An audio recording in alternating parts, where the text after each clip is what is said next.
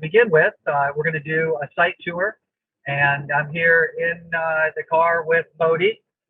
Hey, hi to Bodie. Some of you met Bodie or have heard from him via email. He helps answer some of our emails on the info@carmelitagardens.com address. And so he not only is a driver, he also holds the map for me when I need an extra hand. So I'm going to turn the camera around here, and you can see the site map. Many of you, or all of you, should have a site map, but we'll refer to the site map periodically throughout the tour. We're here at the entrance, and you can see in front of us, it's a beautiful day, and this is the main entrance, which leads to the town square. So Carmelita Gardens is designed and being built as a traditional town. We have the civic areas. So right here, the triangle area, that's one of the civic areas. That's where there will be a head house, a community center overlooking the village green, and then mom and pop artisan shops on the town square. Again, very traditional design, traditional town. We have different neighborhoods throughout.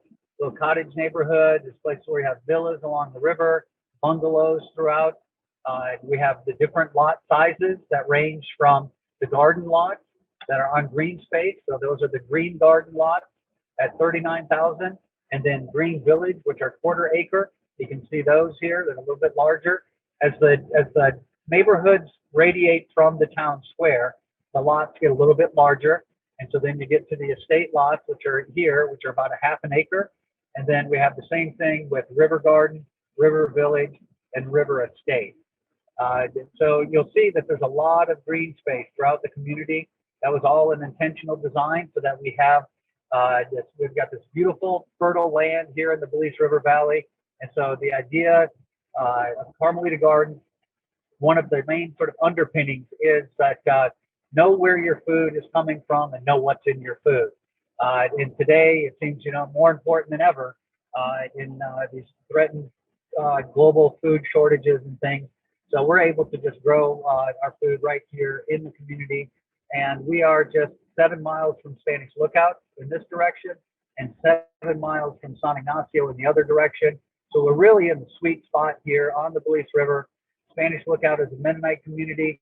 It is the major producer of agriculture, also construction equipment, all sorts of. Spanish Lookout is a very modern Mennonite community.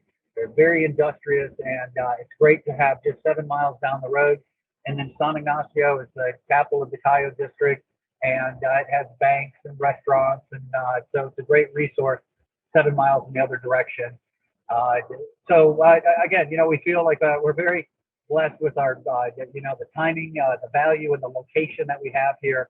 The combination of Carmelita Gardens, which is growing more rapidly than we ever have in the 10-year history.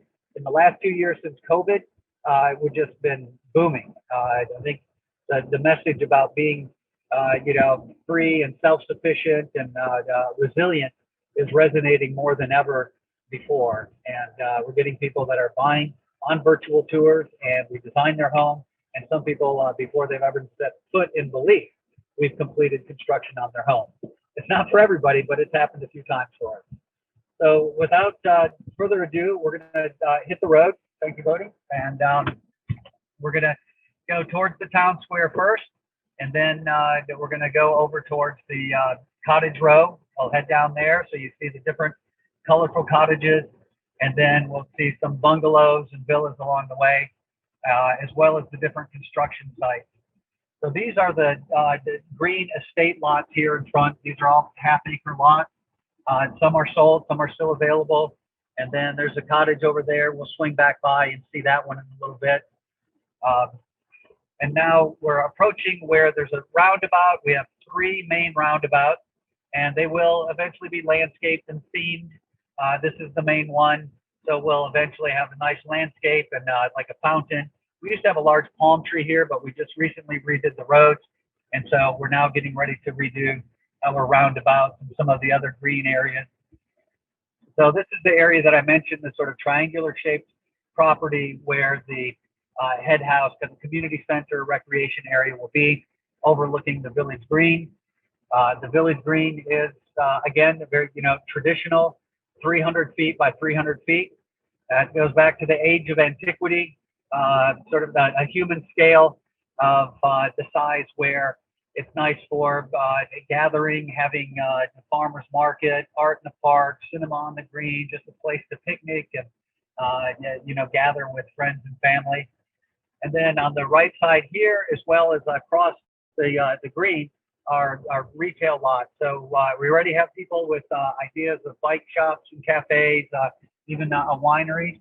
The folks here who are building their house right now from Minnesota, they have organic apple orchard, and they also have a cidery, and they're looking at doing a little winery here. Their house is directly behind one of the retail lots, which they did intentionally, so they'd be in good proximity to their store. So this is our first cottage here. It's called Cottage Uno. All of the owners have named their houses and cottages. We've actually converted this into our sales and architecture office now. And then there's Cottage Cayo.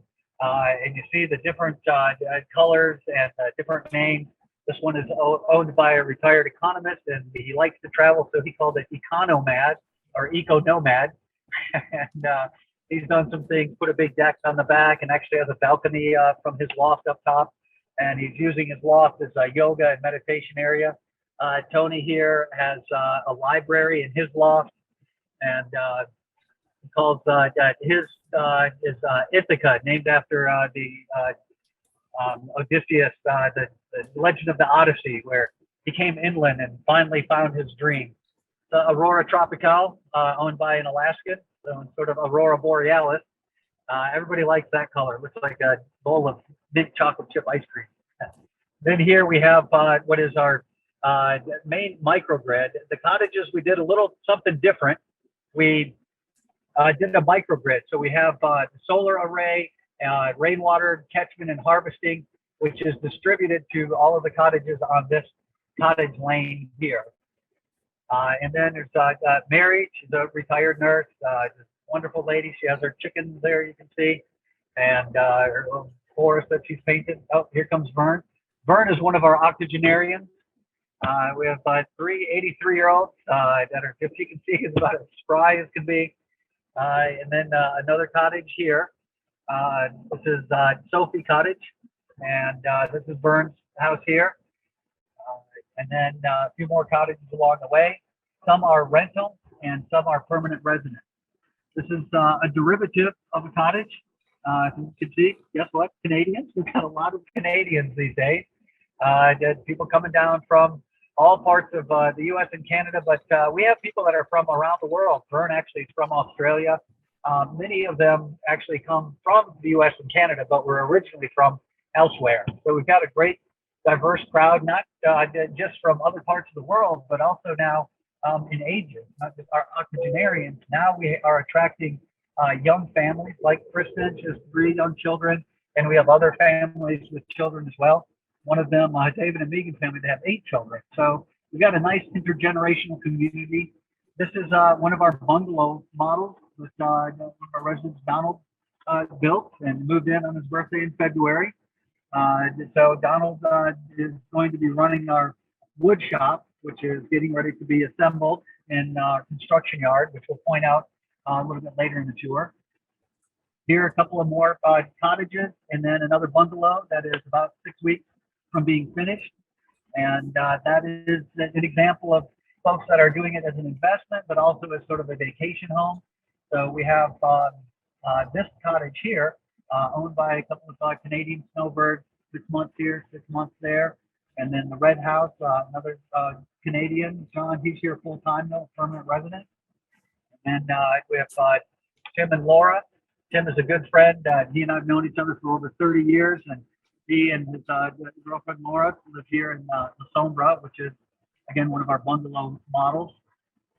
And then we have the Belita, which is a 2-bedroom, 2-bath, with really fully accessible, handicap accessible. The owner, originally her mom has since passed, but she designed it so that her mom could come down and enjoy the house. It's a barrier-free design. And then over here, you have Frank and Amy's house, which is a villa. Beautiful, beautiful villa.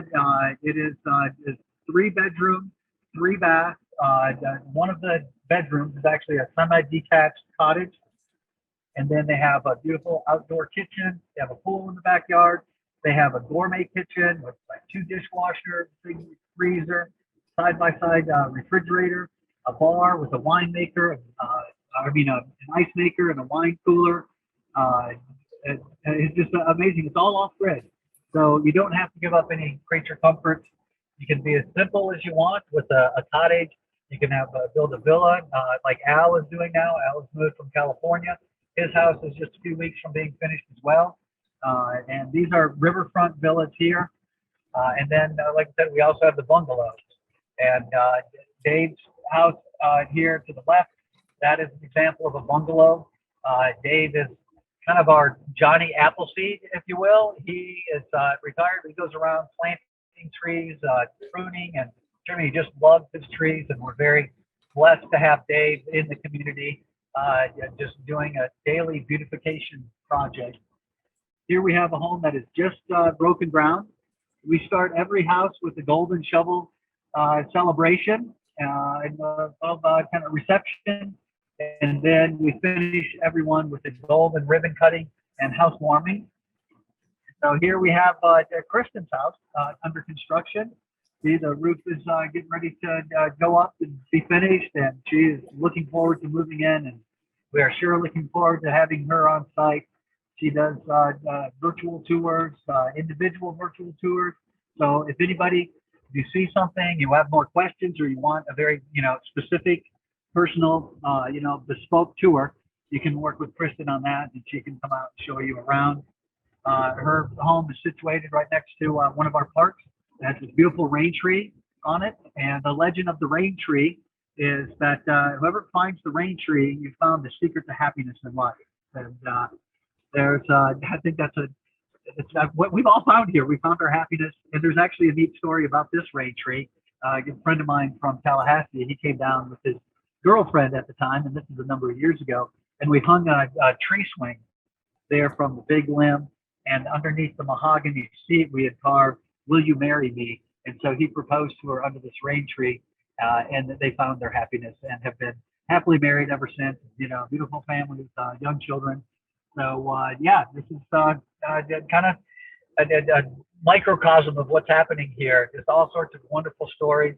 Dan and Erba have come down, and you can see what they've planted here. They have bought a number of lots here on the peninsula, and are just beautifying it as well, and growing everything from dragon fruit to lemons, which people have said you can't grow. Tony, one of our residents, he proved them wrong. And now Dan is, if you'll hold us, I just want to show everybody where we are. We've come here around the town square, and then down the cottage lane, and over here to the peninsula. And we're going to continue to go around over here, and then back to the Mayan mounds, and then back to the entrance. Get a little sip of water here. My throat gets dry sometimes.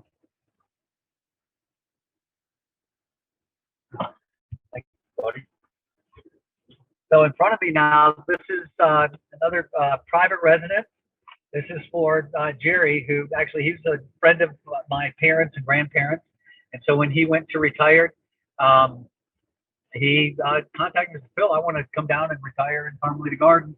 So he has 2 lots, and we built this, beautiful home that is kind of he wanted a fusion between sort of Caribbean and Mediterranean, sort of a Tuscan villa, if you will. And Jerry's actually now, things have changed in his life. He's kind of adopted a Belizean family, the young family. Sadly, the wife had passed, and so this young man with a child. So Jerry is helping them out, and in order to afford to do that, he's decided to sell his home, and he'll build another little smaller one, easier one, for just a single guy, and to help out the family. So if you're interested, you can also talk to Kristen about this, and we can do a private tour of the interior. Jerry's asking $390 for the house, and then an additional $60 for the adjacent lot. And it is a beautiful, beautiful home. It's well appointed.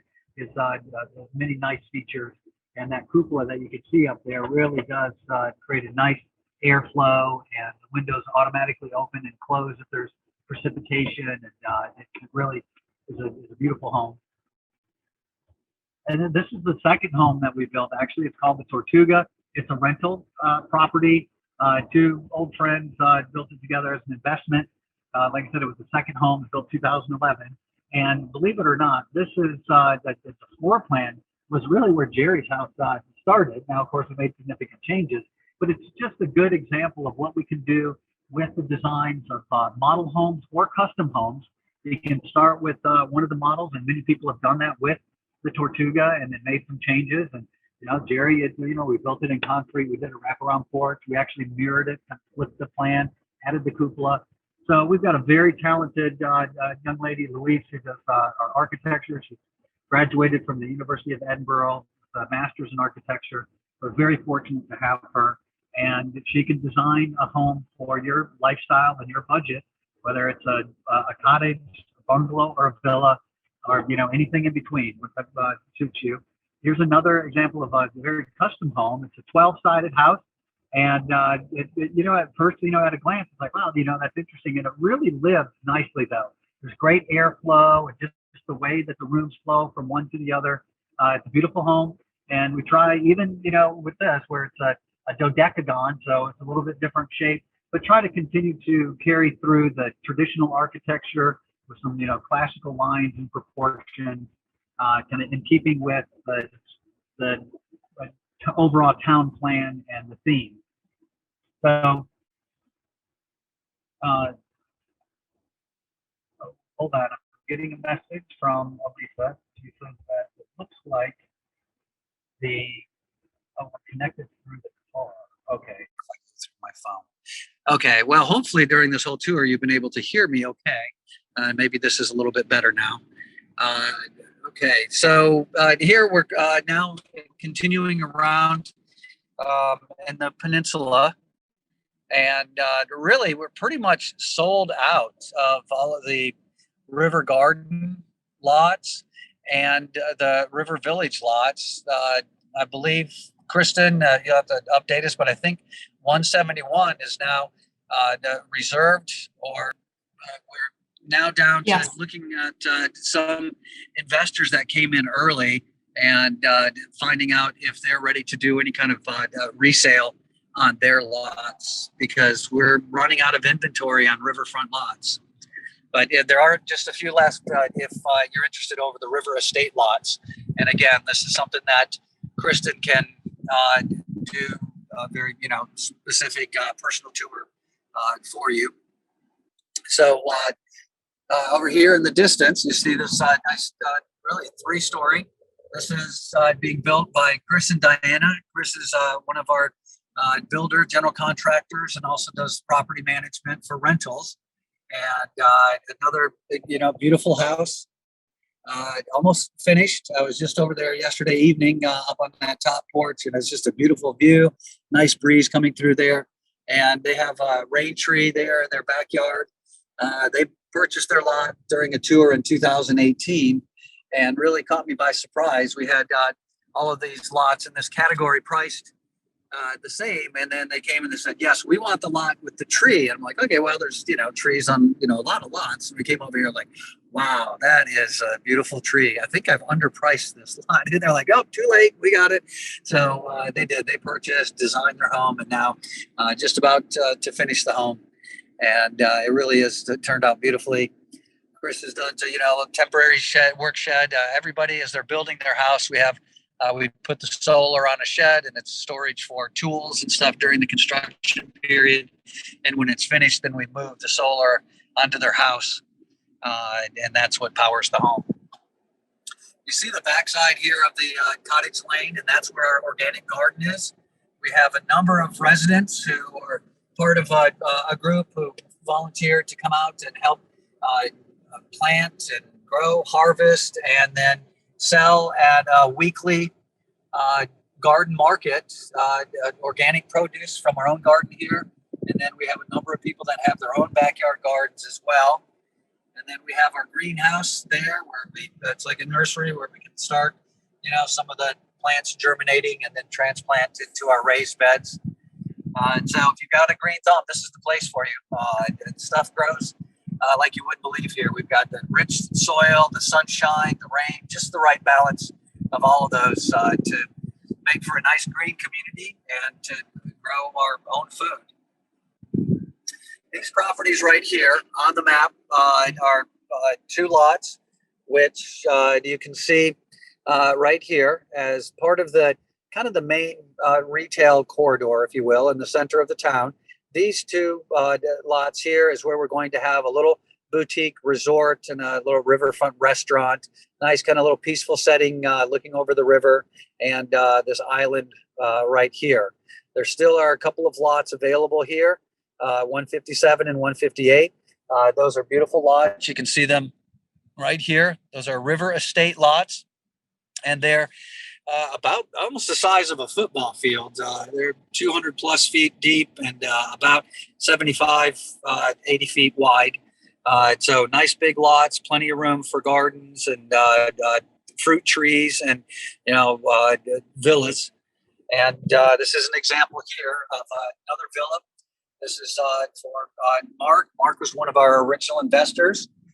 We've had a few people that have converted their early investment into lots and homes, which is, the best compliment you can have. Folks, invested, they believed in the project, and as it's grown over the years, they turned that belief and their return on their investment now into their own, beautiful homes in Carmelita Gardens. So we have another building here that the locals call the castle. It's an octagon building. This one, sadly, the owner did pass away during construction. We had another gentleman who came in and purchased it and was just before COVID going to come down and strap on his tool belt and finish it, but he's been unable to do that. And so now he and I are joint venturing, and we're going to go ahead and finish it up. And it'll make for a big, beautiful home once it has the canopy roof there and awnings. And it's, again, sort of Italian inspired architecture. And it's a very, beautiful, nice breeze up there on the upper floors.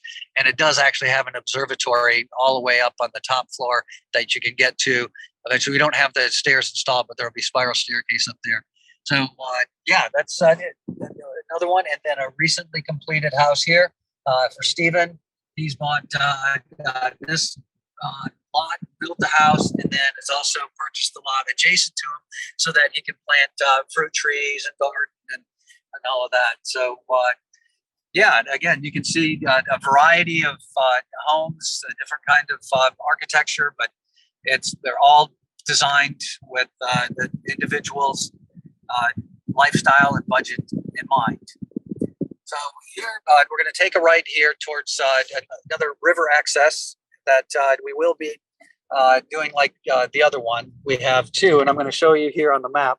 We have this one here that's called Riverside Park, and we'll swing back around there and show you that we can just drive down. So if you're going to have a picnic or you want to launch canoes or whatever there right now, folks, mainly walk down there with inner tubes, life jackets, whatever, and just float around this whole stretch of the river and then arrive here where we are right now. And it's about a 1-hour float, a nice, easy, kind of like our own lazy river. So you go for an hour float and never leave our stretch of the river. I'm going to jump out right now and show you.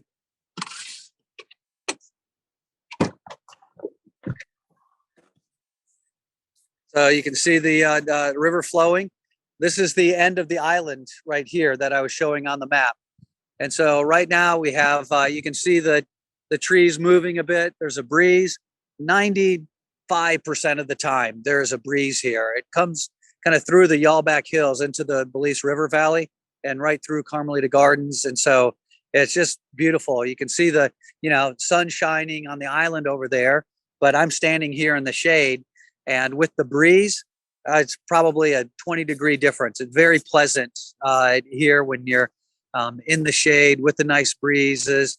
So everybody has these nice outdoor living spaces, porches. Here, the outdoor space is as valuable as the indoor space because you've got year-round outdoor living.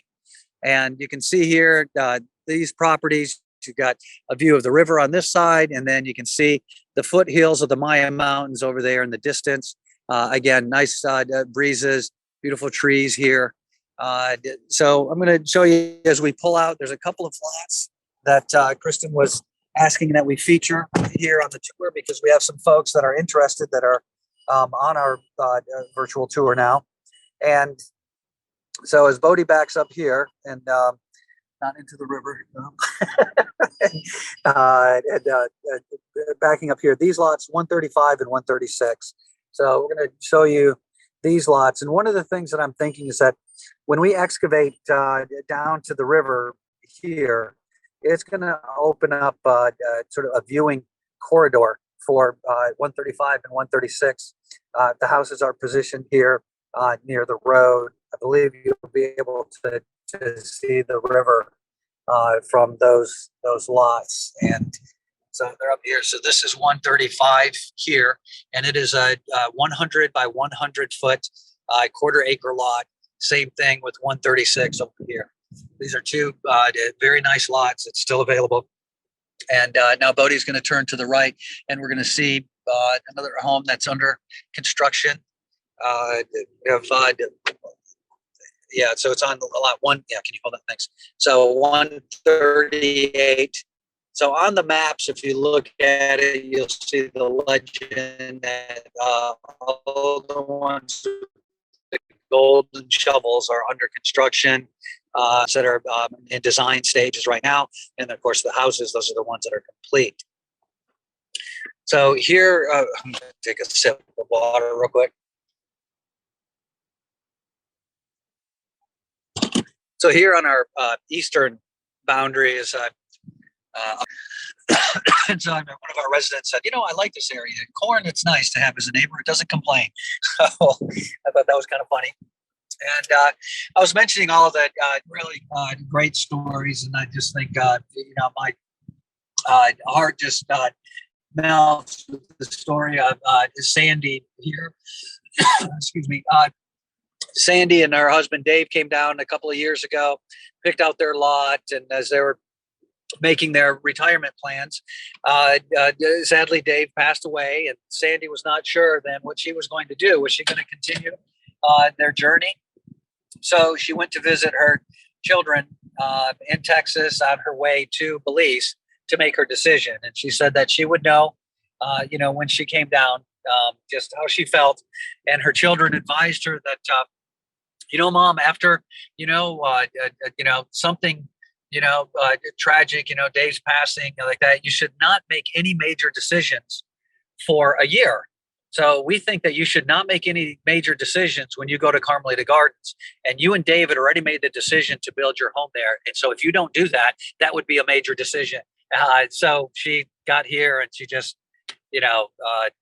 goosebumps and tears. And we had a beautiful golden shovel for her and toasted Dave. And so now her home is under construction and she's moving down and going to rent while her home is being finished. And then she'll move right in and we'll have a nice golden ribbon and housewarming party for her.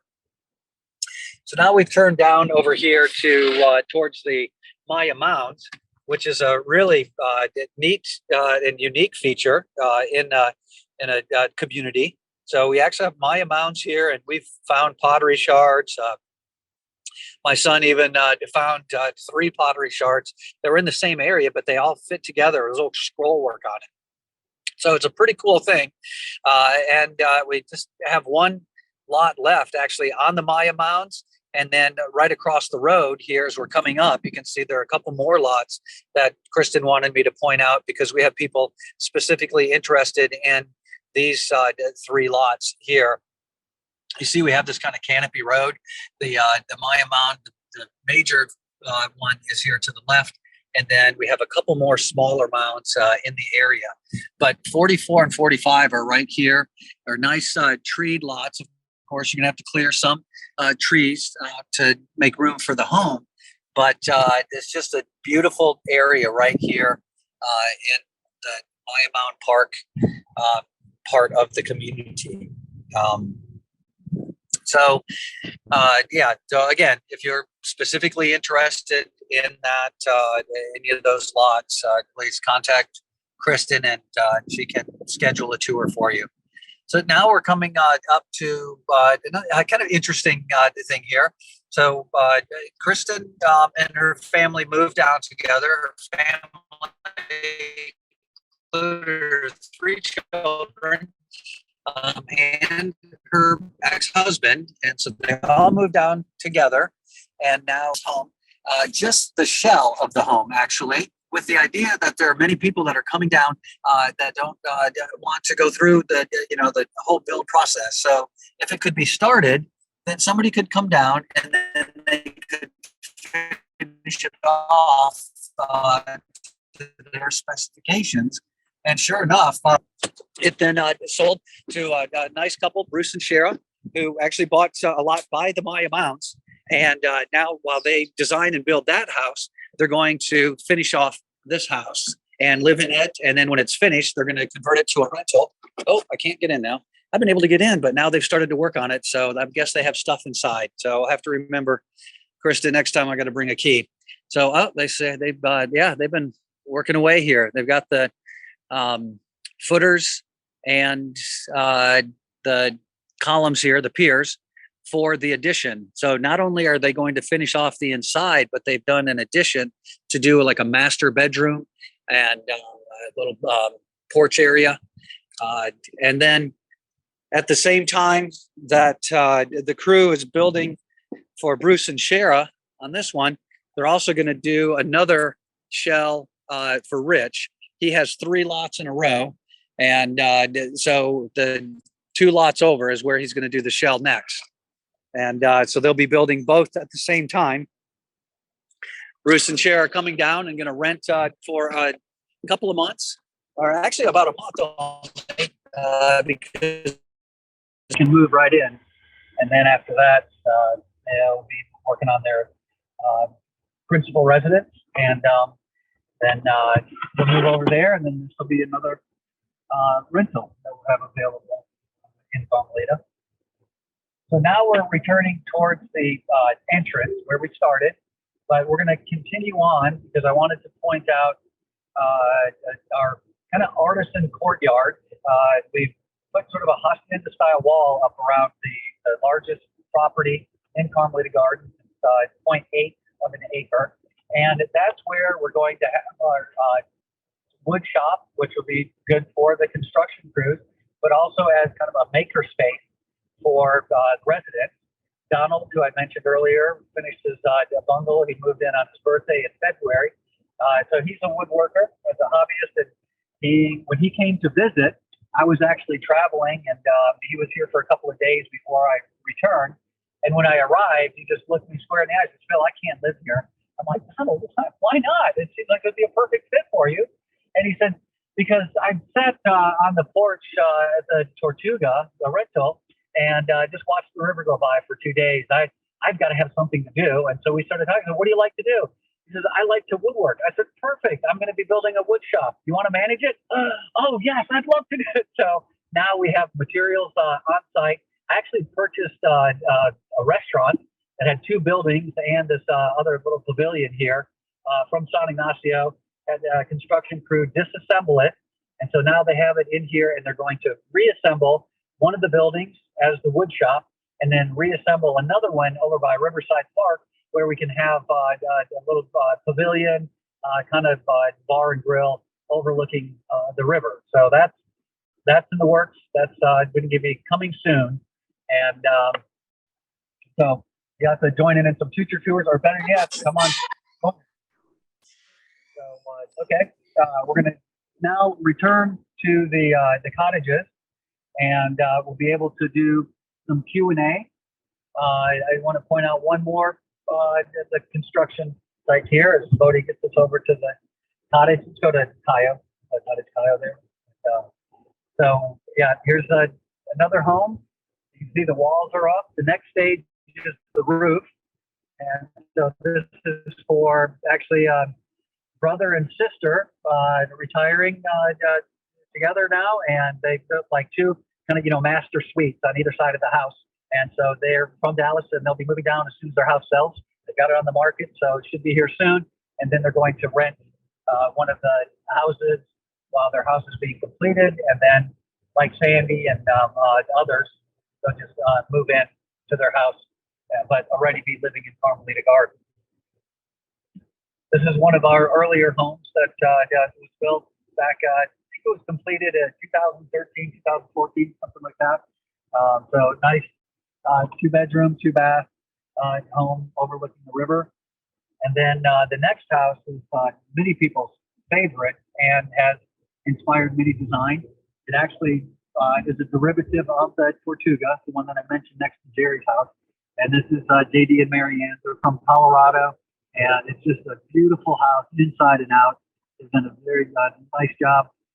JD's retired now. Marianne is yet to retire. But when she does, they'll both be living here. In the meantime, they come back and forth. JD's coming down in a couple weeks. They have a nice story. They actually met each other in Belize in the 70s as Peace Corps volunteers. And so they vowed that one day they're going to come back and retire in Belize. And they have now built their house. So they're ready to live out their lifelong dream together here in Carmelita. So many great stories that we have here. So Kristen, we're going to be here to the Tayo porch in just a minute. If you want to go in, I did see questions starting to come up, but wasn't able to really pay attention to them. So when we get here, we can go ahead and jump into the Q&A. Sounds good, Phil. I was answering a lot of the questions in the chat as we went, as was Donald. So I think we've addressed quite a few of them. One of the questions, Phil, was about the construction yard and if that's a shared facility. And I think you had touched on it, but could you explain a little bit more kind of your vision for how that facility will be utilized by the community and maybe by the builders as they're constructing the homes? Looks like we might have lost him while he's connecting to Signal. Let's see, David, do people drive there? And hello, by the way, nice to, I saw you guys earlier. Nice to see your faces. Do people drive their own vehicles down from Texas? Yes, they do. If so, do you know if there are any organized convoys of driving together through Mexico? Yes, a lot of folks who bring their vehicles down, which I recommend. Cars here are typically salvage titles that are brought down from the US. So if you can bring down a reliable vehicle, name Toyotas, Ford tend to do well down here. There's a Chinese brand called Wingles that are fairly popular. We actually have a gentleman, his name is Salvino, and he's organized a number of convoys for our residents. And what he's done is he can either drive your vehicle down for you and you can take a nice flight and be down here in a few hours and stay in your home or in one of the lovely cottages or one of our rentals until your stuff arrives. And he handles everything. So he deals with customs, he deals with everything you need from wherever you need to have your car. I mean, you could be in Washington State and he can get it from there all the way down. So you'd coordinate with him, bring things through, and you could ride with him. We have residents who have done that as well and enjoyed going through Mexico. I've had people say after going through the process with Salvino that if they did it all over again, they'd keep doing it that way. They wouldn't want to do it on their own. It's kind of figuring out which hotels to stay at and where your things are going to be safe. Salvino's done it enough times. He knows the drill. He'll also work with you to help on the valuation of your vehicle because customs duties on vehicles can be as much as 70% of your vehicle's value. So you want to have the lowest possible valuation you can get. And in Belize, there's a lot of people who are related to a lot of other people, and having those connections when they're coming across the border can be particularly helpful. Am I missing anything on the vehicle transfers down here, Phil? No, you covered it. It's like your experience. Yeah, it's like I've brought a vehicle down, but I have not, and I should have. Which is why I'm saying if you're going to be, it sounds like Donald might have something to add here. Our domesticated animal wants to speak. Go for it, Donald. Well, I was one of the intrepid adventurers that did drive down. I brought down a truck and a fully loaded trailer filled with woodshop tools. Silvino drove another 2 cars that were strapped together, and we drove I drove from California all the way through Texas, and then met Silvino in Texas, and we strolled through Mexico. And all I can say is the best word is every day was an adventure. There was nothing boring about driving through Mexico. If you're an adventurer, it's a wonderful trip. It might be that you only need to do it once, but I agree with Kristen that this is what Silvino does for a living, and he has made an awful lot of people happy. But if you want the adventure to tell your children or grandchildren, then email me, and I'll tell you in detail what a pleasure it was to travel through Mexico. Yeah, there was a follow-on question about the vehicles, if they need to be 5 years new. No, they can be very old. My ex-husband, Rich, who Phil was mentioning before, has a 2002 Toyota 4Runner, which I really recommend. Those cars, you see them everywhere down here. And when you can get parts easily in Belize, that's really helpful. So you don't have to import parts like I've had to with my Kia and my Honda. Which are both salvage titles. So just, but 5 years new, it doesn't have to be 5 years new. I think maybe Donald or Phil, you can correct me if I'm wrong. I think that 5 years new thing is part of, like, if you're doing this QRP program and then you don't have to pay duties on it. And when it comes to insurance, you can't get full comprehensive coverage on vehicles that are more than, I think it's 5 years old, or maybe it's 7. I can't remember. Mine were too old to get it. So you can get liability, but that's it. So it kind of depends. I like the older vehicles because they're not as electronically fancy. They're cheaper to fix. Parts are easy to find if they're a vehicle you drive. And the roads are kind of hard on vehicles. So, I mean, it depends. We have people who run around with brand new vehicles and they like having that peace of mind. So it's really kind of up to you and what works best. Am I missing anything? Someone asked if the drive through Mexico is safe. I'm still alive, so I would say yes, it is very safe. We did stick to what are known as the toll roads on the eastern side of Mexico, and they were very well patrolled, and you went through an awful lot of toll bridges. And again, speaking of Silvino, if he moves your vehicle down, he takes care of all the tolls, all the fuel. It's not a terrible deal. But again, I can be a source to tell you exactly what it's like. If you're interested, just give me a text or an email, and I'll respond. Yeah, Donald, I think that the most dangerous part was actually in the States, wasn't it? Well, I did have some close encounters. Yeah, getting through Texas into Mexico felt like the most dangerous part for me. What about New Mexico? Remember? Well, I did. I was coming through. I got sidetracked, and I had to spend the night in Roswell, New Mexico. And I was about 15 miles from Roswell, and I was ready to call it a day because I'd been driving for about 12 and a half hours. And all of a sudden, the traffic came to a grinding halt. And after about 4.5 hours and talking to the police, I found out that there was a armed gunman that had jumped out of his vehicle and run off into the woods, and they weren't letting anyone through. They told me all I had to do was back up 3 miles with a trailer in the dark and then turn around, and I could go around through another part of New Mexico.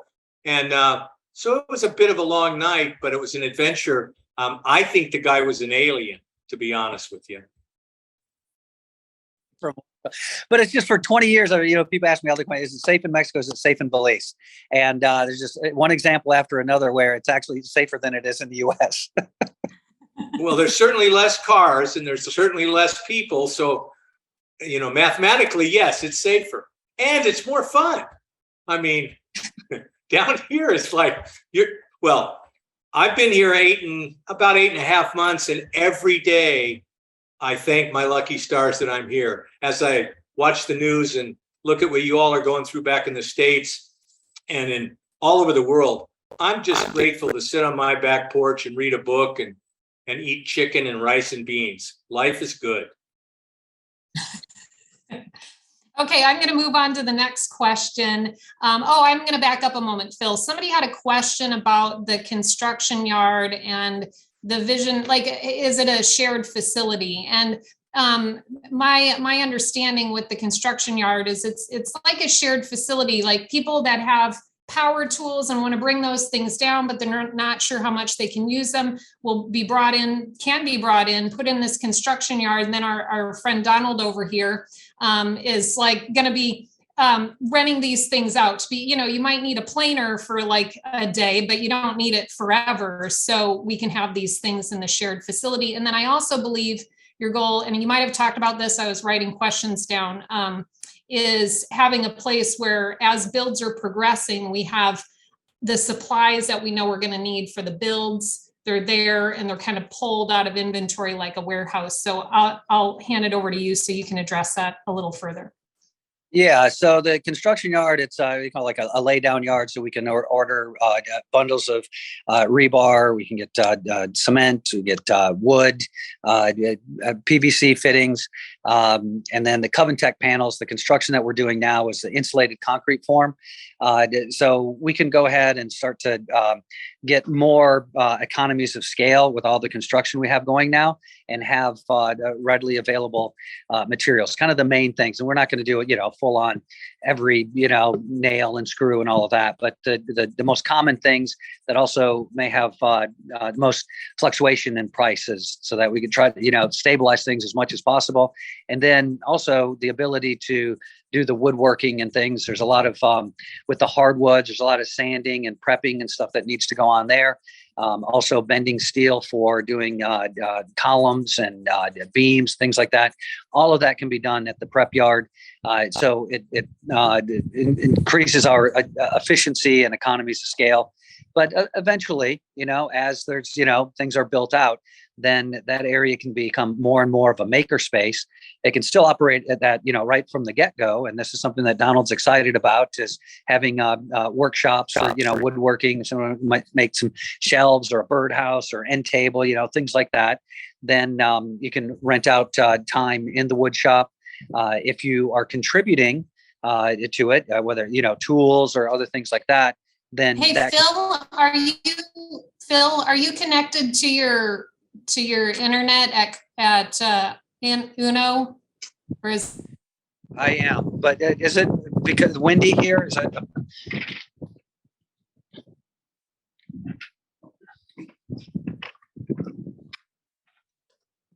Maybe.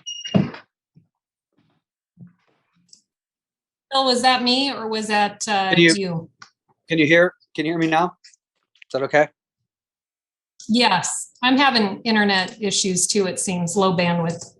Okay, I think it may have also, I was outside in the wind and sometimes that messes up the microphone. I don't know. All right, let me go back to the Q&A, back up to where I was. Hold on. All right, let's see. Talked about the vehicles. I think, please talk about the Canadian buying properties here, process, ownership, taxes, et cetera. I think it's similar to the US process, right, Phil? The, stamp duty is not going to be any different for a Canadian in terms of percentage than a US. I'm not familiar with the Canadian side of things because I'm from the US, but I'll let you address that one.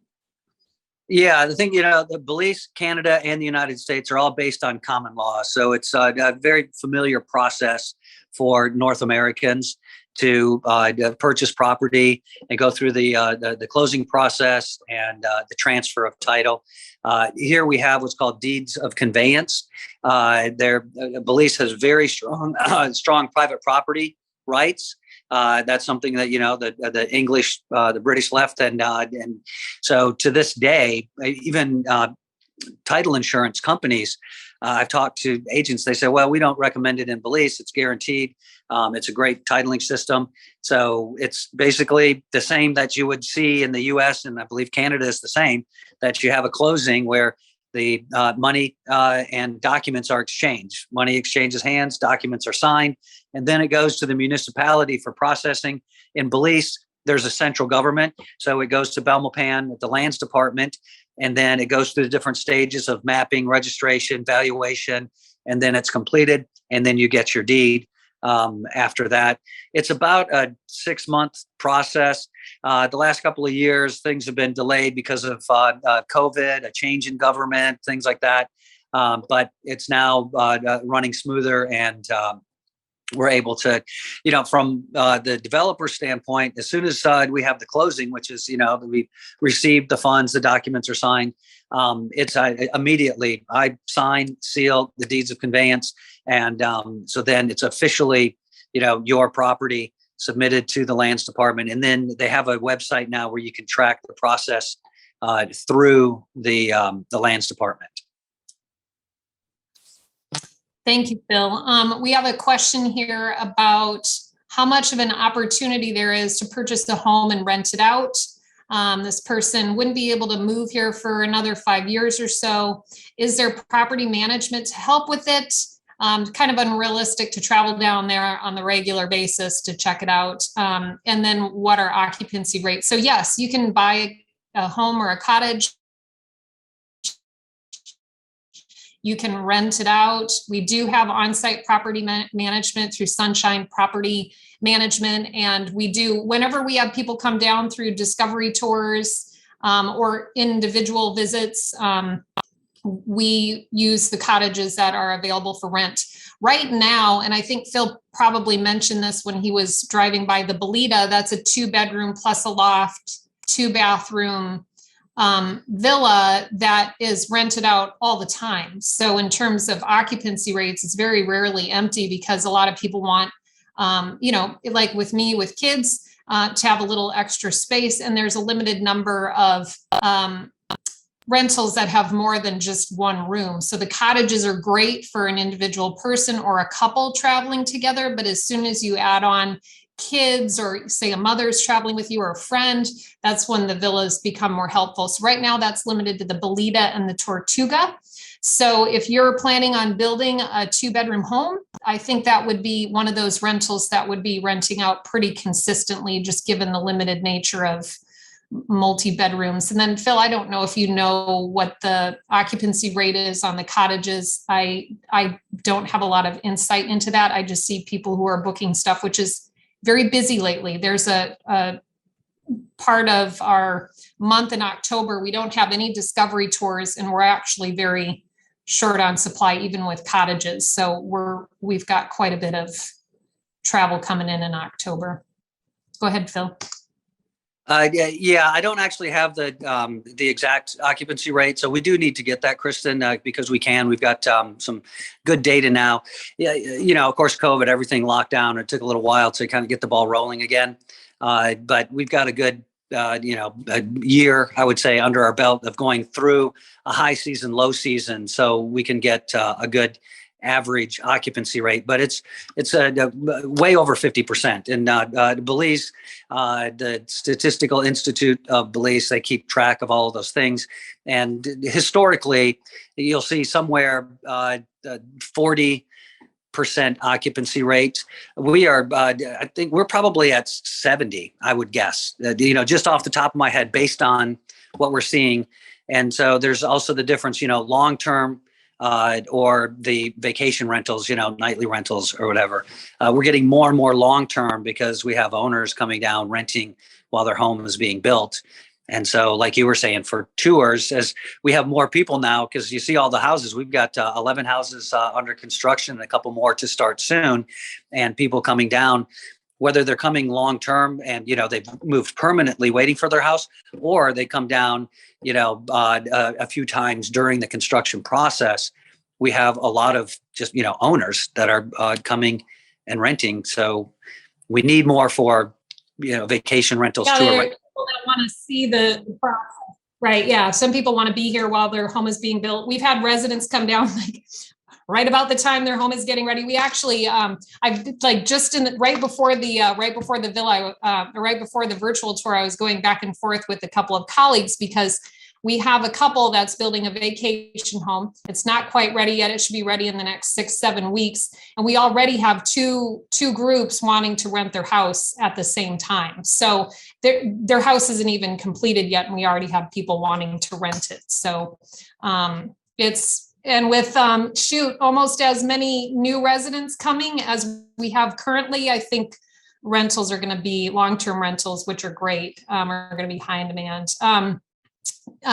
Dean was asking about Subaru cars. Dean, I don't see many Subarus down here. Just like I don't see a lot of hybrids and Priuses. So I don't know that Subarus are going to serve you real well. They're great cars, but they're just not real common down here. You want to have in Belize, probably vehicles that actually have dealerships. You've got Toyota dealerships, Nissan. I see Fords all over the place. Wingle is the Chinese version. Phil, am I missing any? Those are kind of the most I see. I can't hear you. Sorry, I was muted. I would say Toyotas and Fords seem to be the two most popular ones. There are no Honda dealers, and parts are harder to come by, so I wouldn't recommend a Honda. I actually brought one down back at like 2006, and that was a mistake. So Toyotas, Fords, some of the GM products, Nissans are actually a Nissan dealer in Belmopan. Isuzus are good. But yeah, not a lot of Subarus and Hondas. There's just no dealers down here, and parts are harder to come by. Yeah, agreed. So there's a question from Steve Gold: is water only by cistern or filtered from the river? So it's water catchment. I don't know, Phil, have we ever filled up the cistern with river water before? I mean, it is all filtered. So whether it's river or water catchment. Yeah, we do primarily rainwater catchment. So we have the catchment areas, the roof, and a first flush system, and then it goes into the cistern. It can be treated. Some people treat, some people don't. But it's all filtered then, and then you can do whatever level of filtration you want. We also have a well that we've dug for the garden irrigation, as well as to fill the cistern for the cottage row, and we have that going through a UV light, as well as the sediment carbon filters. The river water, we've not ever used that for the houses. Not to say that we can't tap into it, but the rainwater, we get just the right amount of rain, I feel like, to fill the cisterns. There are a couple of months, April and May primarily, where it's a little bit drier. And we calculate the storage capacity that we need, and it's somewhere between 7,000 and 11,000 gallons, depending on the family size. Kristen, yours, we made bigger because you and 3 kids. So again, we design it for your needs. Yeah, right. There's 3. So basically the 3 sources, we've got rainwater, groundwater, and river water. And those are all options, but primarily right now we're just using the rainwater. Okay.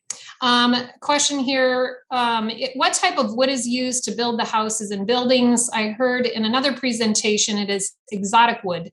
To me, that sounds like it could come from a rainforest. Does the wood come from a managed forest, and where does it come from? Thank you. Yeah, so it's all local hardwoods. They're also imported pine that some of the lumber yards carry. But you can see here, I'm in a cottage, and these are the mixed hardwoods. Mostly in cabinets, you're going to find mahoganies. And I wouldn't say that it's necessarily managed. There's a lot of logging that's happened in Belize over the years. It was a logging outpost for the British Empire. They do some management. We have a teak plantation that is just around the corner from us. And Kristen, I know you've met with Michael and ordered some of his teak, and that's more of a managed plantation. But now the Belize is really into preservation, conservation. They have a lot of forest reserves where nothing can be cut down. Actually, I think as a percentage, they have more than Costa Rica, which is kind of renowned for their preservation and conservation. Belize has even more, but there are areas where logging continues, and they have all sort of different hardwoods there. So we've switched from doing a lot of wood construction to doing the insulated concrete forms, and then using wood more for accents, but also for roof framing. It works really great. Oops, I need to show that. You can see the hardwood there. So it's one of those things that we've tried to be as conscientious with our buying and building as possible, but everything has an impact. You switch to steel, well, there's, an impact in steel and importing and shipping. You switch to, concrete. There's, they're mining gypsum and things like that. So we try to do as light a footprint as we can. But the hardwoods are readily available. And like I said, there's a huge amount of forest reserves in the country. Thank you, Phil. Next question is about how stable the government is. I don't have a lot of knowledge on the stability of the government. All I can say is for the last year and a half that I've lived here, it doesn't seem like it's unstable, Phil. So I'll let you talk a little more about that one. Yeah, my rejoinder to that question, which I've heard, been asked all the time, over 20 years.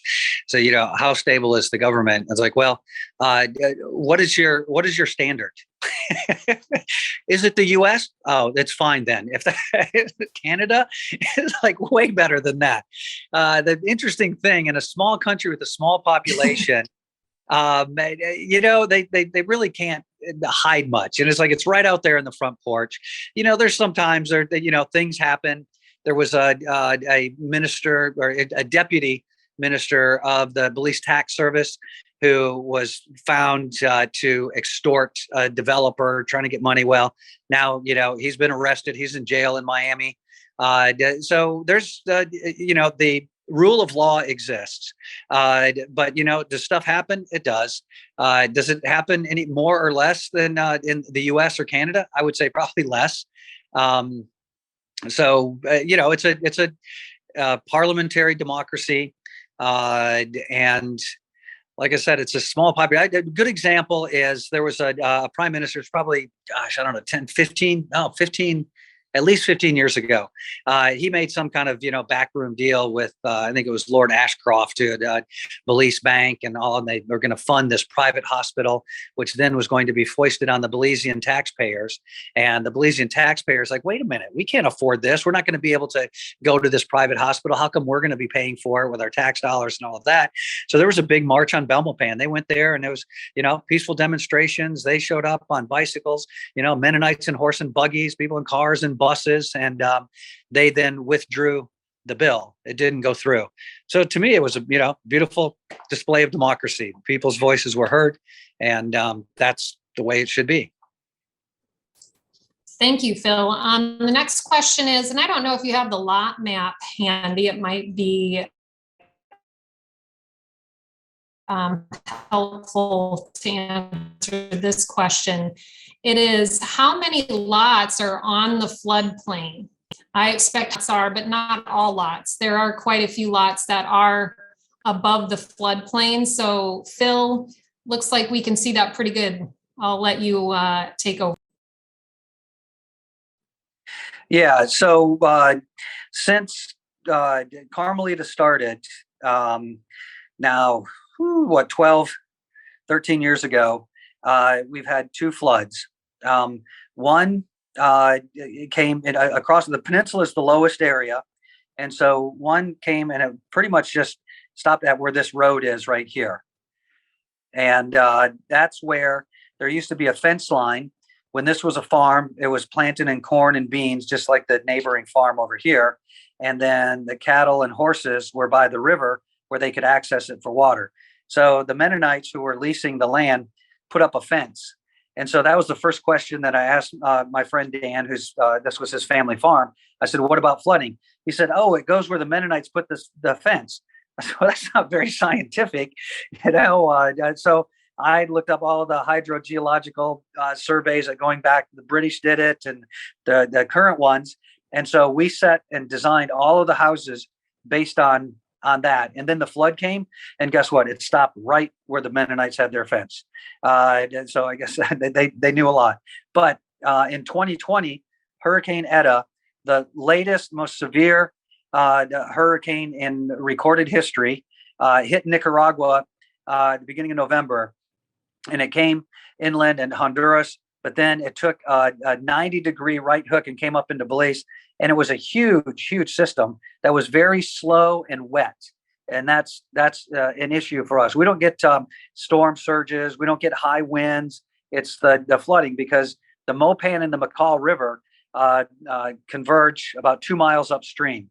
And so if the system is big enough, it's going to be raining in Guatemala and in Belize at the same time for days. That's the only time. And it was this perfect storm. And so then what happened is that actually the flood came up to here. Now it was lower, it was shallow, but the water did get from here to right over like there. So it's a line. And Chris and I were talking about this, that we need to go ahead and do a map that shows that. But it was fairly shallow in this area here. Deeper, the deepest was right here. But just years of designing homes on the Florida coast, which is known for hurricanes, we designed, engineered, and built all of the homes to withstand that. And sure enough, all of the homes structurally were fine. We didn't have any settling or cracking or anything. They're all designed and engineered that way. So it comes and it goes. And within a couple of weeks, my site manager, Tim, and I were driving around, and he was like, "Phil, flood? What flood? You would never know." And what it proved to me was just how resilient our community was. We all came together as a community, and we were back, recovered in no time.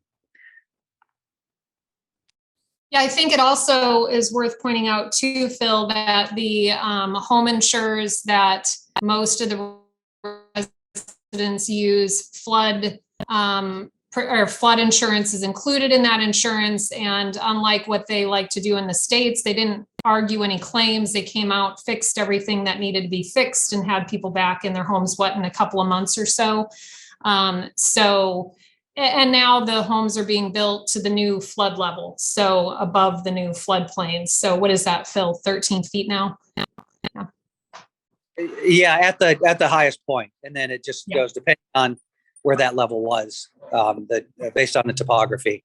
But yeah, you're right. The insurance companies are great. I mean, they were, and we have a long-standing, very good relationship. So when they're being called by everybody, I mean, San Ignacio, Santa Elena, they all flooded, and so they're getting all these claims. They came here as soon as they were able. The waters receded. They were here, and they settled the claims right away. And one of the things that we did as the developer is knowing that there were certain pieces of equipment that we were going to need, like generators. I called our supplier, and there were only 4 generators in the country. We needed 4 generators, and we bought them right away before the flood even. We saw, you can see it coming. The Mennonites monitor it, so we knew it's like, oh, this looks like it's going to be coming. Let's prepare. And one of the preparations was ordering the equipment ahead of time that we knew we were going to need, and not waiting for the insurance settlement. Having the experience and the confidence with the insurers, we knew that they would cover it, but we didn't want to wait around until everybody else had their claims and then they were trying to get the same equipment as us. We were proactive about that. Yeah, and having most of the residents using the same insurer helps, because they don't want to lose our business. What is, and let's see. Oh, are the rentals mainly to Carmelita Gardens prospects? How about for tourists? It's primarily to future residents and landowners for Carmelita Gardens. I think we've had some bookings for tourists, but in the year and a half that I've been here, it's mostly to people who are looking to purchase property or to build homes. Phil, I don't know if you've got added context on that. No, that's true. It comes, mostly with our Carmelita Gardens owners, guests, tours, but it's an untapped market. So we've had great occupancy rate just with that, just with our folks, if you will. But there's a lot of great excursions and tours and things that can happen with Carmelita being the base. So it's an opportunity for somebody. And this is what we're attracting entrepreneurs and people that, like Donald, hey, I don't want to just sit in a rocking chair watching the river go by. And, I want to do, what can I do? And so there's part of that, though. Yeah, it's like, that's what I want to do now. It's like, wait, I want that chair. But no, this is one of the things that we're encouraging folks to take a look at. What are you interested in doing? And what are the, different avocations that interest you? Some people, are retired at one thing, but they want to do something else. And this might be just the right place for them to do that. We need destination weddings. I think Carmelita would be a great place. Destination weddings. I agree. Okay, let's see. Next one is, what is an anticipated timeline now for house construction? It depends on the size of the build. So if you're building a cottage, which, we've done a lot of those already, that's relatively quick. When you're looking at a villa like the one I have, which is, that was a brand new model. We haven't done that one before. I have really long beams on my house. You're looking at closer to a year for something like that. Phil, what's the time frame for a cottage and a bungalow these days? I forget. Yeah, so a cottage is, I would say, 4 to 5 months. And then a bungalow is going to be, say, 6 to 8. Again, it depends on the design. And then a villa would be 9 to 12. And it just really depends on the complexity and size of the home.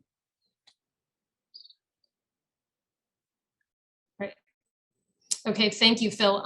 Donald said raised foundation is very common. The majority of lots left for purchase are not in the floodplain. That is correct. You may be out of the floodplain, but want to have a raised home anyway, so you can park your vehicle under the home, or to have added storage. You can raise a house regardless of where you are on the property. Some folks I've had questions about want to have ground level living. All of the houses, even when they're at ground level, still are raised a little bit. So you're going to have a few steps to get up into, your cottage, bungalow, villa, etc. But if you're wanting ground level living, definitely want to be out of the floodplain for that. Next question is, do you separate gray water from black water to use for irrigation? I know nothing about septic. I do know that we have gray water and black water, but Phil, I'll let you address that one. Yeah, we're finding, some folks do, some don't. But I think as a general practice, we're going to be really doing more of the gray water and encouraging people to do that. We can make the septic a little bit smaller as well that way. So that is something that we'll be incorporating more. And if that's something that you've had experience with and you want to do, we have now Harry and Jackie, actually, the folks with the apple orchard. They're actually going to be testing vermiculture waste system, which basically uses worms. And so he's got everything set up. So if it doesn't work, you can put in a regular septic. But he swears it's going to work. No odor. It's going to be great. So we're up for these alternative ways of handling waste and water, collection as well as use. So yes, gray water, we do that, and we'll be doing more and more of that. Okay. There's a question about if the filtered rainwater is drinkable. Yes, I believe we have people who drink out of the faucet. I still get my RO water, which you can get. He asked, do residents need to purchase bottled water? No, you don't have to. I brought down a Berkey. I don't know if you're familiar with Berkeys, just to add a little bit more filtration. There's Crystal and Bella Vita, which provide RO. Think Culligan Man, you know, the 5-gallon jugs, and you can flip them over. Some people still opt to do that for their drinking water. He had also asked a question, can you do a virtual tour inside out now of the house Phil is standing in, or is it private? Oh, Phil, do you want to show them what the rest of the cottage looks like? That is a cottage intended for one, or couple. It's not great if you have more. So I'll let Phil do the little tour here. Yeah, so this is the Cottage Cayo. It's one of our popular rentals, and it's this 10-foot deep porch that's about 18 feet wide. The cottage inside is about 18 by 20, and so you have the kitchen area here, and then kind of a parlor, living room area over here. The day bed is the size of a twin bed. So if you did come down with, a child or teenager or somebody, there's room there. And right now we just had, actually my daughter was here and she left. So the housekeeping has come and taken off, and we put a little plastic on it because we have these little geckos that come around. So it's just easier to keep up with them that way. But now we have wardrobes, little desk there, TV, internet, and then here's the bathroom in here, and the shower area there. And then there's also a loft up here, which is accessible with the ladder that pulls out, and then you can get up to the loft there. And as I mentioned, Tony has it as a library, Mike has it as a yoga meditation place, and there's a window in back that Mike then turned into a doorway in his little balcony back there as well. So we've redone this a little bit. You can see Harry and Jackie's cottage now. This is using the Coventech insulated concrete form, and then we just have one full gable instead of here where it has the split pitch like that. This was done because we were doing different models, whether you had the full living room, but Tony just down the way and Mary, they actually have a wraparound screen porch. So their interior is smaller, but then they have the porch on the side, and that's where the that little shed roof went there. But now here we did the full gable, and that gives you more room up in the loft. And then Harry and Jackie did the loft all the way across the living room kitchen area as well. So they got a really big loft up there. And then they did kind of a half wrap around the kitchen. So the kitchen's a little bit smaller. And then the bedroom, though, is still large enough for a queen or maybe a king size bed even. So there's the customization that you can do. And the cottage that I showed you that Rich did as the shell, and then Bruce and Shara bought, that was kind of based on similar to what Harry and Jackie did, except they didn't have the half wraparound. It had the full living room in there. Thank you, Phil. I checked in with Donald to make sure he had a clean house and asked if he'd be willing to do a quick tour of a bungalow. So our cottages, kind of the estimated cost to build a cottage brand new. Lots I'm not quoting because those range in price, but to build a cottage, you're looking at about $120,000. Our bungalow, let's hand it over to Donald so he can give us a quick tour. Okay, Kristen, you have to let me in. Somebody has to let me in on my phone so I can walk us around. Bungalow.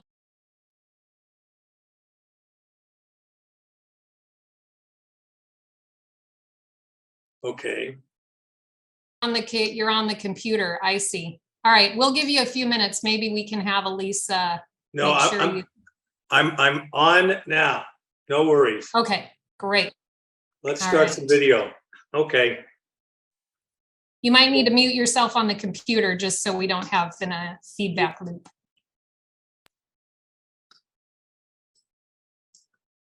While you're doing that, Donald, I'm gonna. I hear you talk. I see you talking. Can't hear you. We'll give you a moment, Donald. I'm going to address another question here while you're hopping in.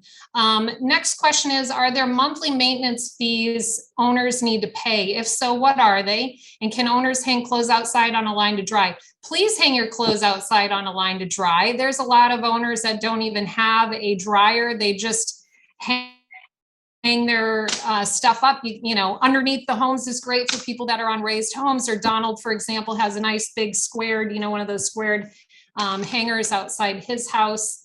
In terms of the community maintenance fees, we do have a community maintenance fund. And I'll let Phil talk about this a little bit further. The community maintenance fund is we don't have property taxes in Belize are like 10 Belize dollars or 5 US annually. So there's not a lot of revenue coming in for maintenance roads, as you'll notice. Carmelita's roads are fantastic. And so that's one example of how the community maintenance fund is going to be used to maintain the roads in the community, the common areas, the green spaces. So Phil, I'll hand that over to you until we see Donald pop on with the video for the tour. Okay. Yeah. Thanks, Kristen. You're right. We don't have an HOA per se. Most people don't like HOAs, me included. So when coming up with the development, I said, okay, we're not going to have an HOA as most people know it, but we do have to, like Kristen said, we have to maintain our roads, parks, recreation areas, facilities, things like that. And most of the time, municipalities fund that and other services through property taxes, millage rates, that kind of thing. The property taxes, as Kristen mentioned, in Belize, 10 Belize dollars per year, 5 US. You're not going to get any municipal services for that. So we have to do that ourselves. And really, our community, the kind of spirit of the people here, they prefer that. They would rather do it themselves than have the government do it. They're moving away from the nanny state. And so in order to maintain our roads, our parks, recreation facilities, we're looking at somewhere under, say, 900 US per year. There's a lot of condo fees that are, 500 a month or something like that. In Carmelita, we'll do an annual one, somewhere between 500 and 900. We're working on that budget right now, actually, now that we just redid the roads. But I've spent extra money on the roads so they don't have to be maintained as often and are good really for about 10 years before anything significant needs to happen. But in the meantime, there will be a little annual maintenance that'll need to be done. So it looks like Donald's outside his house now. So I'll let, okay, thumbs up. I'll let him take over from here. All right. Is my voice coming through, you guys? Yep, can hear you fine. Little windy, but I can hear you. All right. Well, we'll be in the house in a second. So this is the outside of my home. I've landscaped with nothing but palm trees because I love the sound of palm fronds. And yes, I call this ground level living, even though I'm raised up about 3 steps. So we go up to the house. This is the current design we call the bungalow. As we enter through the front door, we see a house of a bachelor that does his entire living room in 1 recliner chair and 1 TV. That's all it takes. And on the opposite side of that same room is my kitchen, and it's just enough. I chose this design of the house because I have a wraparound porch that goes all the way around, and it puts windows on all 4 sides of my home out of the sun. And as I walk through the kitchen and living room into my back patio, you can see that they were making fun of me sitting out on the back porch. Well, this is my back porch. This is my absolute favorite portion of the house. As I walk around the outside, I have a screen door. It's fully screened all the way around, including over to here. And I can sit out here day and night. The bugs do not bother me. And I can read, I can listen to the rain. It's just wonderful. It's the best. I mean, I have a continuing breeze that blows in. As I walk back into the house, I walk right back into my bedroom, and I'm not sure my neighbors like it, but I tend to leave this door open all night long and the breezes just blow across the bed. It's not terrible. Because in my house, it is a very tall ceiling, as you can see, and it goes over the bathroom back into the living room. So I have no air conditioning. I chose it to be that way, and I have not regretted it. Even during dry season, when it was warmer than it is today, it didn't hurt my feelings. I was able to do it just fine. I've got a little hallway that leads into a laundry facility. And yes, I'm like Christian was talking about, I chose not to put a dryer in, even though I'm plumbed for it. I have a what they call an umbrella style clothesline that I put out when I do laundry. Got a great bathroom. That this is my pride and joy. This is my bidet toilet seat. If anybody needs to talk about bidet toilet seats, I'm an expert. I've had 12 of them over the course of the last 15 years, but we'll let it go at that. And now I'll walk you around real quick. We'll go out the front door and we'll walk all the way around, and you'll see what I mean about having a lovely porch that wraps around. The sun at this point is, you can see it out there, but it's the house is not the least bit warmed up because the roof extends 6 feet out all the way around all 4 sides of the house. And it keeps me in shade most all day long. And coming back around, we'll go back into the back porch. And a quick story, I came down here with no car, 4 suitcases, all my belongings in 4 suitcases. The first day I was here, somebody gave me a bicycle. Then about 3 months ago, my neighbors said, will you watch our truck while we're out of the country for 6 months? So they gave me their truck. I don't know. I thought they were smarter than that. Then one of my neighbors sold me his motorbike. So for a guy that had no transportation, now I have 3 different kinds, and my life is as full and as wonderful as it can be. And yes, I'm the new guy, but I've still been here over 8 months now, and I'm right on track to get my residency packet put together after being here for 12 months, and I've made some classic mistakes, and I'm still happy every single day of my life. So if you're considering, is it a right time? I think it's the best time, but you know, like I say, I'm kind of prejudiced because everything I wanted to do, I've been able to do. So that's enough out of me. Kick it back to you, Kristen or Phil. Yeah, thank you, Donald. Thanks for the impromptu tour. We've had a number of people who have asked about seeing the inside of a bungalow. So I'll be using this recording to send out to a number of folks. So I appreciate that. And yeah, I just popped a note in there. Like if you're standing outside Donald's house talking in the sun and you walk into his patio area, the breeze and the shade, it's like instantly cooling. It's really great. Let's see. Have we got it? Is there yes, we see the media. We don't have the ability to see the 2-bedroom villa. That may be something that I can send to you separately. None of those folks are on a call today. Is medium sized one a 2-bedroom bungalow? So the ones that we typically quote when we're sending out just estimates, the cottage starting around 120,000 with, you know, you maybe could come in under that amount. Depends on how you're designing it.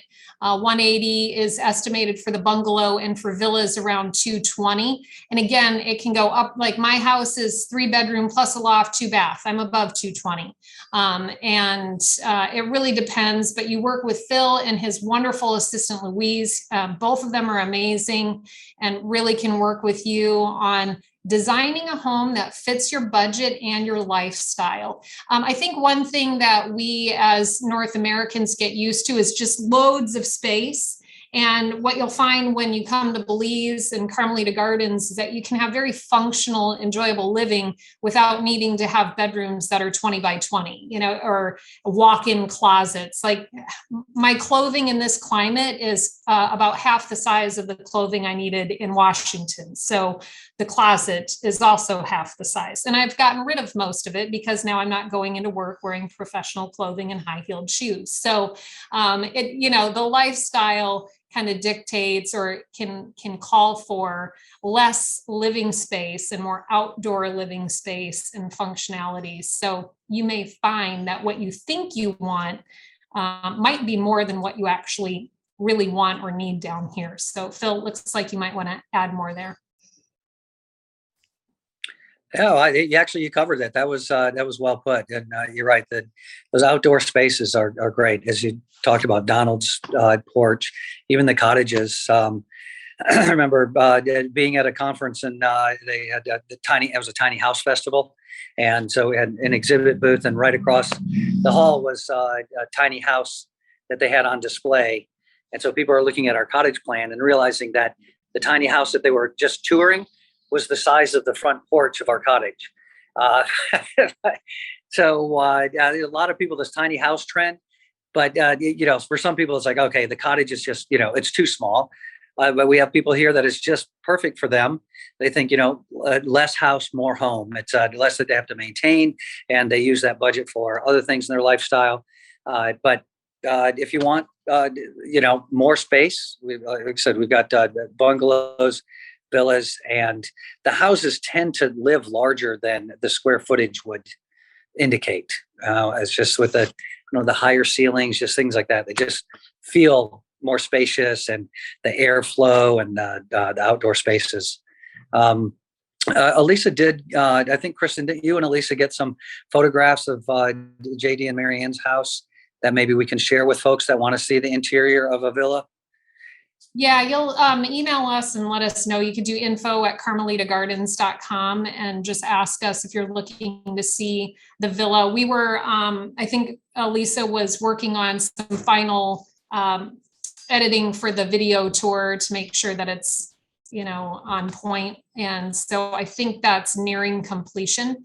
The one I have is very Kristen Kestel-esque, phone walking through. So not the most professional looking video, but neither are my little walking tours of the lots, and people seem to like those. So, just let us know what it is you want to see, and we'll do our best to get you some footage so you can see what it feels like on the inside. The floor plans are nice. So you can but like for me, I got out tape to figure out how big does a space feel, and put it on the ground. But even just a video tour with the things in it, like the bed and the furniture, can help you kind of get a sense of how big it is. Let's see what's up next.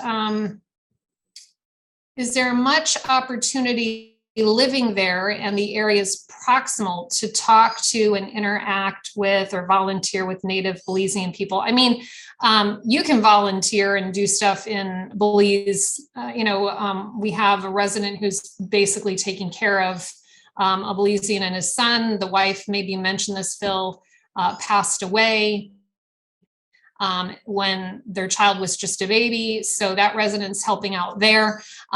There are, I think, volunteer opportunities in like San Ignacio. Last year, there was a big, at Christmas, there was a big toy drive to give gifts to children and get them all wrapped.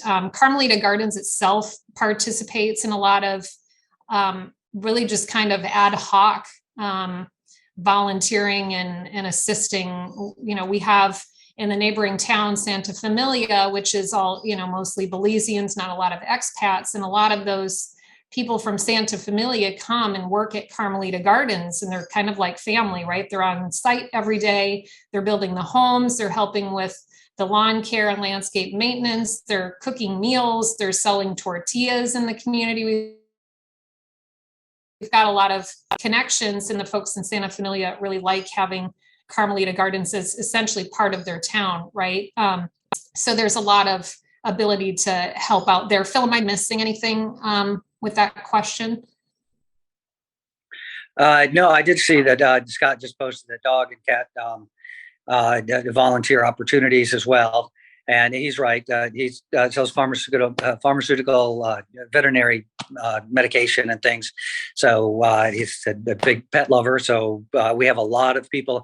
In fact, I think that cats and dogs are just about outnumbering the people here in Carmelita. And there's an organization called Cause, which I forget, it's like an animal welfare thing, kind of like Humane Society, and they do annual fundraisers and things like that. And so there are opportunities. We've hosted one here before, so there are opportunities there with animals as well. There's a great couple that are doing the Raptor Center for bird rescue and helping the orange-breasted falcon, which is endangered, similar to how the peregrine falcon was.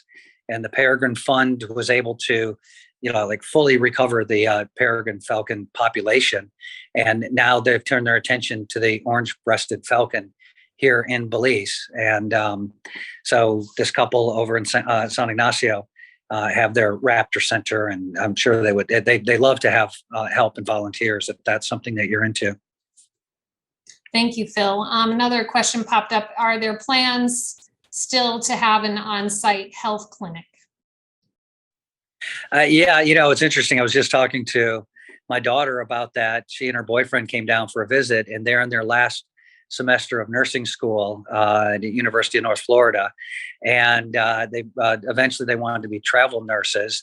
And so we were talking about that. And she's going to actually help me do a little bit of research to see what would we need for a clinic here on site. What would, where could we kind of, start with the needs and then sort of build from there. But yeah, that is the plan as part of our, town square and community facilities. This is 10 or more years ago, I was the president of the American Chamber of Commerce of Belize. And at the time, they were trying to build a medical tourism association.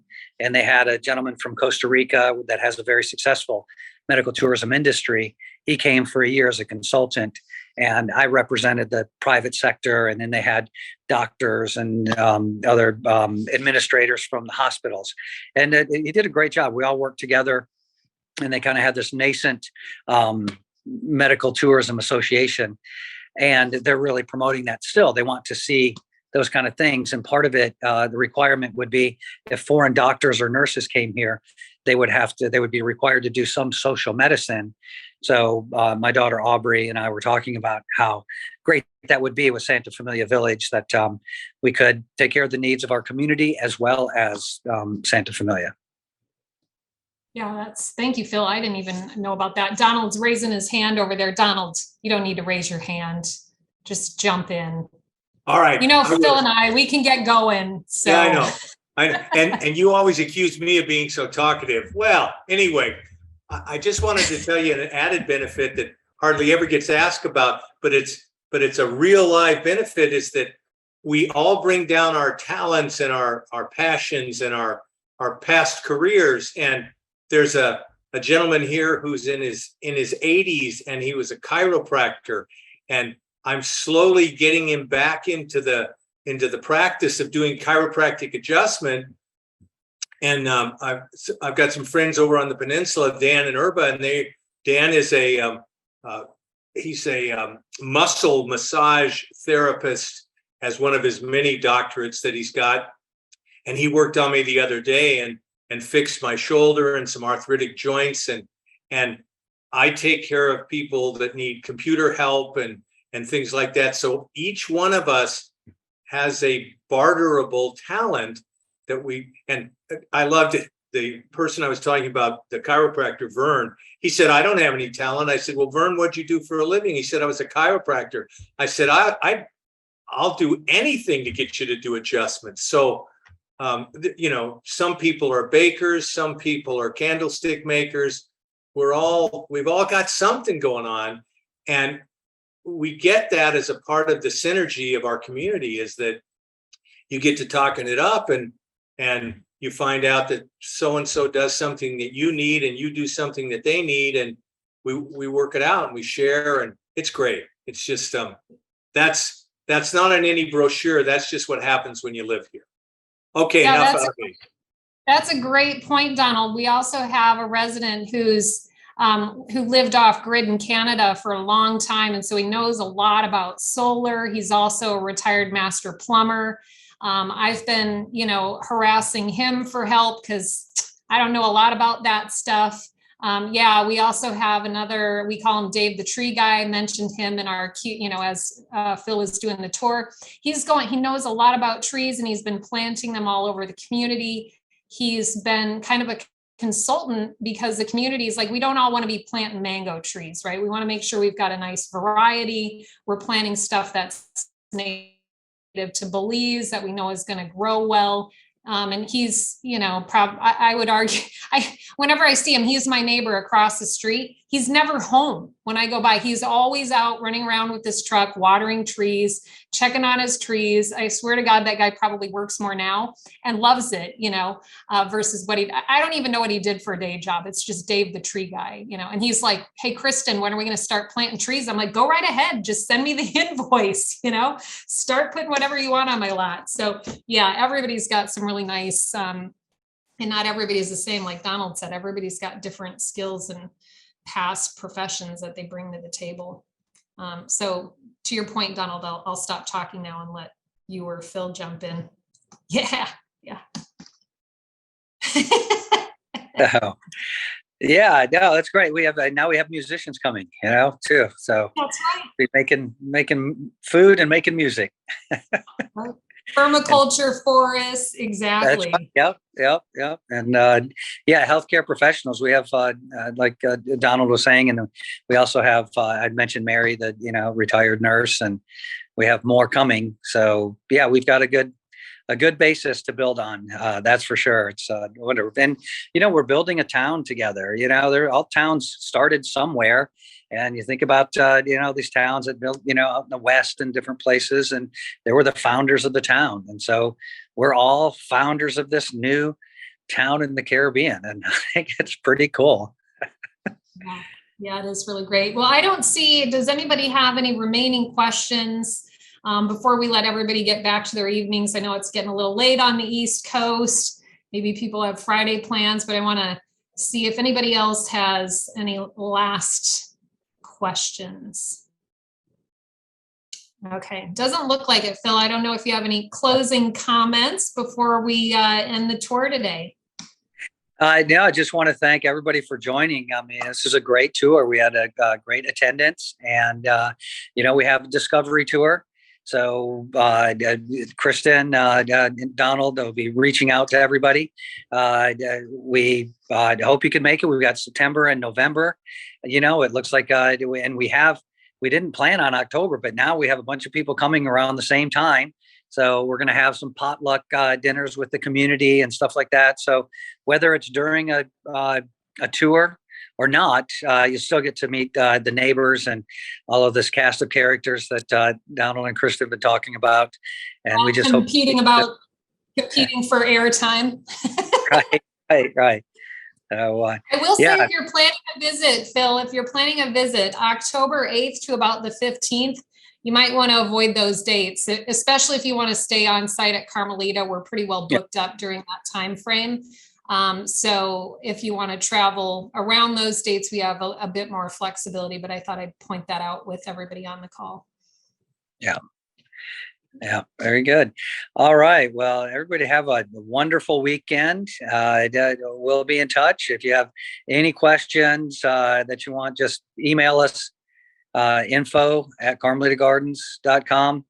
And then if you have specific ones for Kristen or Donald, then it's Kristen@carmelitagardens.com or Donald at.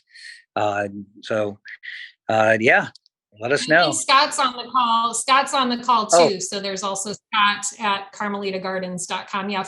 Scott's been popping in with comments here and there. So all three of us are here to answer questions. Yeah. Excellent. All right. Well, thank you all. And we'll see you in Carmelita. Bye, everybody. Nice to see you all.